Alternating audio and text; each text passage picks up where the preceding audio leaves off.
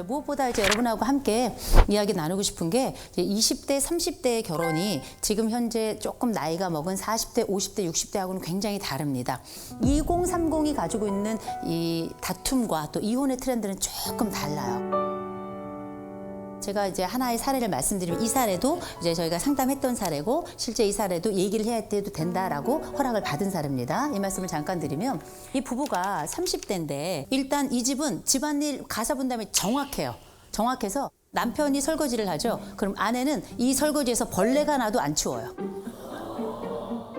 그리고 아내가 음식물 쓰레기를 버리기로 했는데 음식물 쓰레기가 거기서 꽃이 피고 날파리가 그 집안을 가득 채워도 전혀 치우지 않아요. 상식적으로 이해가 안 되는데. 예, 예. 그래도 서로 괜찮대요. 왜냐? 서로 약속했고 그 약속을 지키면 되니까. 이게 지금 요즘 2030이라서 전 이해는 돼요. 근데 이 집은 뭐 때문에 싸웠냐면 여러분 수저 씻으면 어떻게 놓으세요? 수저? 그냥 뭐 이렇게 꽂아놓죠. 남편이 설거지를 하는데 남편이 설거지를 씻어가지고 이 숟가락이 머리가 있고 꼭지가 있잖아요. 이 꼭지가 밑으로 가도록 이 수저가 위로 가도록 한 거예요. 네, 그래야죠. 근데 아내가 와서 그런 거예요. 이걸 왜 위로 올려? 밑으로 놔야지. 그럼 밑에는 더러운 게 보이잖아요. 그렇게 생각했죠. 그랬더니 아내가 그런 거야. 우리 집은 이렇게 해. 근데 남편이 뭐라 그러냐면 니네 집은 그렇게 배웠니? 내가 그럼 니네 집 갔을 때마다 그렇게 비위생적인 숟가락으로 밥을 먹은 거야? 거기까지 만들지 말아야죠. 근데 부부라는 게 이런 걸로 싸우는 거예요. 그죠? 그래서 결국은 각자 살아요. 이렇게 요즘 2030들이 굉장히 공정에 민감하죠. 그래서 네가 이리면 나도 이리여야 돼. 내가 이리면 너도 이리여야 돼. 그래서 이 범위, 이 밸런스가 맞지 않으면 이건 불공평한 거야. 어디 그뿐입니까? 월급에 있어서도 똑같이 돈 써야 돼요.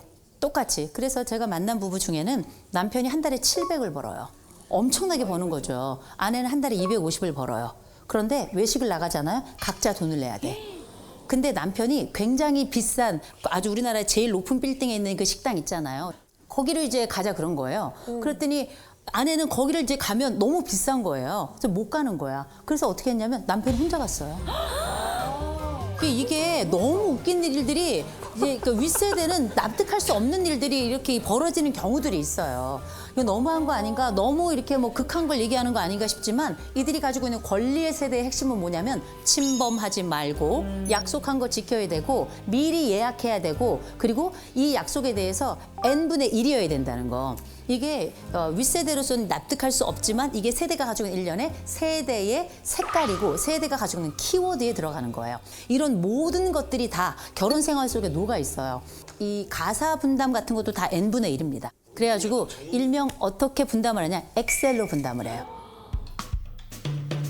엑셀이 지금 이런 식으로 조건이 되는 겁니다. 보세요. 세탁기, 건조기 있는데 보세요. 밥 만들기, 먹이기, 반찬 정리, 식탁 정리 따로 있고 애들 샤워 보세요. 화장실 데려가는 사람 따로 있고 샤워시키는 사람 따로 있고 굉장히 디테일이 강하죠.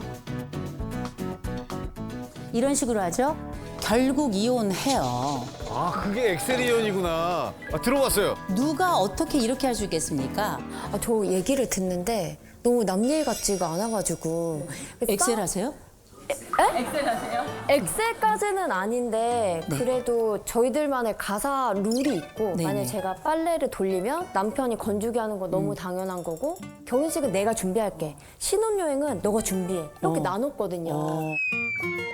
그래서 듣다 보니까 너무 남 얘기 같지 않아서 좀 여기가 너무 불편한데요. 저도 지금 갑자기 불편해졌는데. 그래서 사실 우리 세대들도 그런 문제로 많이 싸워봤잖아요. 근데 혹시 결론에 도달하신 분 계세요? 이 싸움의 끝을 가본 사람은 저 지금까지 본 적이 없어요. 그 싸움의 끝은 제 앞으로 오는 거예요. 그런데 사실 그 해결의 원인은 뭐가 있냐면 서로에 대해서 배려가 부족한 겁니다. 때로는 우리가 부족한 부분도 있고 남는 부분도 있죠. 그리고 나에게 없는 그 부분이 그에게 있기 때문에 이건 차이일 수도 있겠지만 보완일 수도 있는 거 아니겠어요? 이렇게 우리가 잘 살기 위해서 규칙이 필요하거든요. 단추 기억하셔야 돼요. 단추. 인간에겐 다 버튼이 있어. 특별히 부부에겐 두 가지 버튼이 있어요. 하나, 발작 버튼. 발작 버튼. 누르면 안 됩니다. 또 하나 안심 버튼. 우리가 결혼하잖아요. 그러면 누구나 다 발작 버튼이 있지만 처음엔 모르고 눌러요. 모르고 막 누르고 고통스러워하죠. 나중엔 알고 누른다. 그런데 우리가 서로의 발작 버튼을 알고 있다고 생각하는 부부들이 많아요. 의외로 굉장히 모릅니다. 굉장히 모르기 때문에 알려주셔야 됩니다. 여보, 나는 이런 말이 힘들어. 이런 말은 안 해줬으면 좋겠어. 그러면 자기는 어떤 말이, 어떤 행동이 힘들어? 라고 또 물어봐야 되겠죠. 나에 대해서는 알려주고 그 사람에게도 물어봐야 돼요. 그런데 얘기할 때 보면 대부분 어떻게 얘기하냐면 내가 싫어하는 행동 좀 하지 마. 이런 얘기를 하거든요. 이런 얘기는 제대로 된 제안을 한 게 아니에요. 모든 말, 행동은 당장 이 그림이 눈에 떠오르는 것처럼 해야 그 사람이 이걸 어떻게 변화시킬지도 알고 그 행동이 변화했는지 안 했는지도 알게 되는 거거든요. 굉장히 중요한 겁니다. 아시겠죠? 또 한 가지 회복 버튼, 일명 안심 버튼은 훨씬 더 중요해요. 왜냐, 우리가 싸운 다음에는 그 다음에 어떻게 풀어갈지가 얼마나 중요해요. 그래서 이를테면 저희 남편은 저를 어떻게 풀어주는지 너무 잘 알아요. 갑자기 막 요리를 시작해. 아니면 저를 막 식당으로 데려가요. 그래서 막 먹으라 그래요. 그럼 제가 뭐라 그래요? 나 이거 지금 입맛 없어. 나 지금 내가 이거 먹을 기분 아니야. 그럼 저희 남편이 우선 씨 먹어봐. 먹잖아? 괜찮다? 저는 제 남편을 사랑하기도 하지만 정말 존경합니다. 저희 남편이 뭐 인물이 좋아서 이런 게 아니라 정말 이렇게 수용력이 좋은 사람이라 저는 무슨 일 있으면 제가 남편한테 가요. 가면 남편이 물어보지도 않아요. 그냥 가만히 있다가 괜찮아 이렇게 안아주고. 너무 따뜻하다. 안아주면 어떻게 해요? 네. 저희 남편 정말 귀엽고요. 너무 웃긴 사람이에요. 그리고 이제 무엇보다 제 눈에 깜찍입니다. 내 여자한테만 네, 잘해주는군요. 네. 근데 저희 남편은 원래 화를 잘 안 내는 사람이에요. 근데 화를 안 내는 사람은 도대체 어떻게 풀어줘야 되는지 잘 몰라요. 그런 경우라도 전 물어보죠. 자기야, 당신이 화났을 땐 내가 어떻게 했으면 좋겠어? 그랬더니 자기를 그냥 좀 놔두래요. 그러면 언제까지 놔두면 될까? 그랬더니 하루나 이틀이면 된대요. 그러면 화가 풀렸다는 걸 어떻게 알 수 있을까? 밥 먹자 그러면 풀린 거래요. 우리에게 이런 발작 버튼도 있고 우리 안심 버튼이 있는데 이건 역시 알려주고 그다음에 물어보자. 자, 그러면 우리가 알고 있는 이 40대는 어떤 나이이기도 하는가? 이혼율이 가장 높은 나이이기도 합니다. 와, 40대가. 그래서 2023년 통계를 기준으로 봤을 때 남자는 40대 후반이 제일 많더라. 여자는 40대 초반이 제일 많더라. 자, 그러면 이혼은 왜 할까요? 행복하려고 결혼했는데 행복하려고 이혼한대요. 그럴 수 있겠다. 내가 이혼하면 좀 그래도 숨이 쉬어질 것 같아. 지금처럼 최악이진 않을 것 같아서 그래. 이런 얘기들 하니까요. 네, 맞아요. 40대가 정말 이혼을 하는 이유를 가만 생각해 보면 성격도 있고 뭐 세상에 5만 가지 우리가 이혼할 사유는 널리고 널렸습니다. 그럼에도 불구하고 제일 먼저 역시 돈입니다. 제가 이 돈 문제와 관련해서 했던 그 상담 사례 이 40대 부부가 다른 문제 다 괜찮았어요. 근데 무슨 문제가 생겼냐면 이 남자가 게임을 해요. 그런데 요즘은 게임머니라는 게 있더라고요.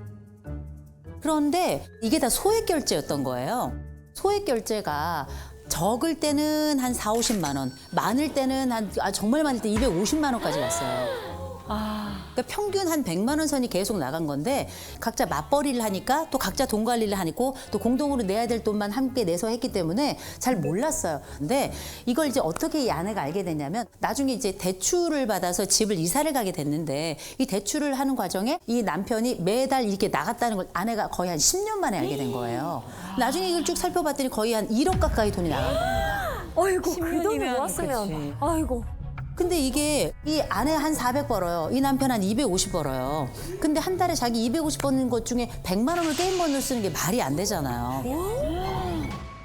근데 이렇게 한쪽에 소비가 너무 많아. 아내가 옷을 사고 또 사고 오늘 아침에도 샀다. 그렇게 사놓고 입을 옷이 없다고 하는 건 뭡니까? 입으로이 없어. 아니, 없는 건 사실이에요. 근데 생각해보면 소비하는 거 상관없어요. 문제는 우리 집의 가정 규모를 넘어서는 경우예요. 내가 가지고 있는 상황을 전혀 파악하지 못하고 이걸 그냥 무작정 쓰는 거 아니겠습니까? 이런 경우에는 서로 합의를 많이 보셔야 돼요.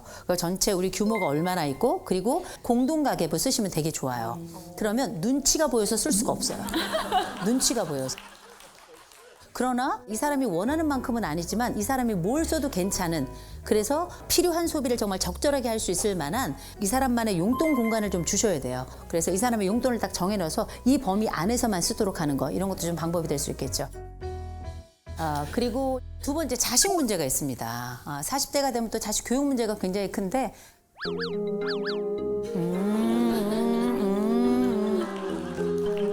항상 부딪히는 게 딱 한 가지 있는데 훈계에 대해서 좀 분육에 대해서. 저는 이제 잘못된 행동이 보이거나 남에게 피해를 준다거나 뭐 이런 게 있으면 저는 이제 혼내는데 이제 저희 아내는 혼내는 것보다 칭찬이 훨씬 더 아이한테 효과가 커라고 이제 말로 타이르는 방법을 막 유도를 하는데 네네. 머리로는 알겠는데 마음은 이제 너무 답답하고 막 보고 있으면은 막 우라통이 터지고. 그렇죠. 저는 되게 어린데 영어를 시켜야 되고 뭐 영어 유치원을 보내야 이런 생각이 있었거든요. 왜냐면 네네. 주변에 다 그렇게 얘기를 하고 지금 해야 된다 얘기를 하니까 네네. 저희 남편이 그 얘기를 하더라고요. 아이의 인생을 부모가 결정해주지 말자. 그러니까 저는 좀 약간 남편의 의견에 많이 따르는 편인데 그것만은 제가 못 따르겠는 거예요. 왜냐면 뒤처지는 것 같으니까. 근데 집집마다 다 똑같은 얘기 생각이 드실 거예요. 그런데 부부가 서로 교육관이 다 안 맞아요. 무게도 다르고 방향도 다르고 또 종류도 다를 수 있겠지만 부부가 서로 안 맞아도 최대한 합의해 가고 협의해 가는 거예요. 항상 그렇습니다. 다 맞지 않는데 어떤 집이 있었냐면 이 엄마가 정말 고학력자예요. 해외에서 학위를 하고 왔어요. 근데 이 아빠도 고학력자예요. 그리고 이제 두 분이 서로 외국에서 만나서 들어왔어요. 이 아빠는 자유주의자예요. 엄마는 교육주의자고. 그래가지고 아이를 어떻게 키우냐면 아침부터 저녁까지 일정을 빡빡하게 해가지고 학원 쫙 돌리고 집에 딱 돌아오면 과외 선생님이 그 뒤로 3명이 더 와요. 심지어 아이가 새벽 1시 반까지 과외를 합니다. 와, 진짜 너무 힘들겠다. 비용도 만만치 않습니다. 두 분이 다 시간 강사를 하는데 돈이 그렇게 여의치가 않아요. 그런데도 불구하고 대출을 내가지고 아내는 계속 교육을 밀어붙이는 거고요. 근데 남편이 뭐라 그러냐면 아이들이 정신적으로 피폐해진다 이렇게 해봐야 그러니 아이에게도 숨 쉴 구멍을 줘야 된다. 그런데 아내는 도무지 듣지 않잖아요. 남편은 결국 논의 전혀 하지 않고 학원 다 끊고요. 과외 선생도 한 명도 오지 못하게 한 거예요. 그런데 아내가 알게 된 거 아니에요. 왜 안 오십니까? 너는 왜 학원 안 가니? 아빠가 끊었어. 선생님, 아버님께서 오지 말라고 하시던데요? 그러니 어떻게? 이 아이들의 모든 미래, 또 모든 계획을 내 남편이 다 망쳤다고 생각을 한 거죠. 이 아내가 완전 폭주한 거죠. 어떻게 했는가? 결국은 남편에게 올라타가지고 남편 목을 졸랐어요. 나중에 이제 정신을 차려보니까 내가 제정신이 아니라는 걸 이 아내가 알게 된 거죠. 그래서 이제 두 분이 같이 상담을 받고 이제 강남에 있었는데 이제 다른 쪽으로 이사를 하고 그다음에 아이 학원 관련된 것들도 정리를 좀 하고 지금은 굉장히 잘 지내고 있고요. 결국은 아이들에게 좋은 것을 주려고 애를 많이 쓰지만 정도껏 해야 된다. 어쩌면 그게 아이들의 미래가 아니라 욕망이 될 수 있다는 것. 무엇보다 기억하셔야 될 게 이 교육에 관련된 이야기를 할 때 쓸데없는 거 끌고 들어와가지고 얘기하면 안 된다. 그래서 당신이 학교를 거기밖에 못 나온 거야. 뭐 이런 거 있잖아요. 진짜 최악이다. 그런 거 있죠. 당신 쪽이 뭘 몰라서 그러는데 이런 얘기. 그건 사실 우리 아이와 관련된 논외의 이야기예요. 그죠? 경계를 잘 설정할 것 굉장히 조심스럽게 얘기해야 된다. 이런 말씀을 좀 드리고 그리고 우리가 자녀 문제만 있는 건 또 아닙니다. 또 40대에 또 넘치디 또 넘칠 만큼 많아지는 것 중에 하나가 바로 또 이제 외도에 관련된 이야기인데요. 왜 기대돼요? 네. 남의 집 이야기. 이런 외도가 발생한다고 한다 할 때 사실 사람들이 가장 힘들어하는 게 몸의 외도이기는 해요. 왜냐하면 부부라는 건 어떤 사람들입니까? 서로 너와 내가 법적으로 서로 합의된 부부관계를 통해서 다른 사람들과 분리된 또 다른 경험을 하는 거 아니겠어요? 그런데 상대방이 또 다른 사람과 어떤 특정한 관계를 맺었다 생각이 들면 그때부터 그 사람에게 일종의 오염감을 느껴요. 이 사람이 나와의 순전한 관계를 더럽혀서 그 사람과 함께 내가 또 다른 관계를 맺어간다는 게 내가 오염된다는 느낌. 그래서 불결하다. 이런 불결감이 상대방과의 감정도 벌어지게 합니다. 그런데 이것 말고 우리가 또 많이 들었던 정서적 외도가 있죠. 정서적 외도도 놀라울 정도로 몸의 간격을 벌려놓습니다. 왜냐하면 상상의 단추를 눌러요. 그래서 이 사람이 정서적 외도를 넘어서 몸의 외도까지 했을 것이다라고 암묵적으로 생각을 해요. 그러니까 사실 정서적 외도는 더 상상하게 만들고 상상의 관계를 더 악화시키고 악화된 관계 우리를 완전히 극으로 치닫게 하는 거죠. 그래서 우리는 이 장면을 뭐라고 부르는가? 지옥이다. 이런 지속적인 외도를 하는 사람은 상대방을 태웁니다. 태우는 행위예요. 생각해 보세요. 이 한 번의 외도라고 하는 건 단기에 어쩌다가 넘어지듯 일어나는 게 아니에요. 그건 세월을 두고 일어난 사건이에요. 들어간 시간이 있고 노력이 있고 공이 있고요. 그리고 몰래 어떤 관계를 만들기 위해서 했던 그 거짓말의 숫자들이 있단 말이에요. 쉽게 용서하시면 안 돼요. 저는 웬만하면 이혼을 권하지 않습니다. 그런데 그 모든 와중에도 저는 이혼을 해라라고 말씀드리는 경우가 있습니다. 지속적인 폭력이 있는 경우예요.